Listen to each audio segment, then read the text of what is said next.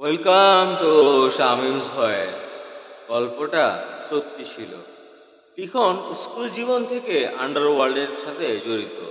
লিখন যখন ক্লাস 8-এ পড়ালেখা করে তখন থেকেই আন্ডারওয়ার্ল্ডের সাথে লিখন জড়িত। লিখনকে শেল্টার দিত পুরো বিশ্বের অন্যতম মাফিয়া ডন ইলাহি ইব্রাহিম। এই ইলাহি ইব্রাহিম কোথায় থাকে সেটা কেউ জানে না, এমনকি প্রশাসনের লোকেরাও জানে না। ইলাহি ইব্রাহিম কোথায় থাকে, কোথায় যায়, তার পুরোটা জানে একমাত্র এই পৃথিবীর বুকে লিখন। লিখনের আন্ডারওয়ার্ল্ডের নাম বাবা সাঞ্জু। এই বাবা সাঞ্জুকে আজ পর্যন্ত কেউ দেখেনি। আন্ডারওয়ার্ল্ডের সবাই শুধুমাত্র তার কণ্ঠস্বর শুনেছে।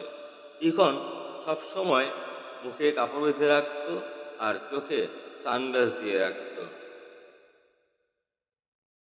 সাঞ্জু বাবার নাম শুনলেই সবাই কেমন যেন আটকে ওঠে। পরবর্তী অংশ বলবো 13তম খণ্ডে, ইনশাআল্লাহ।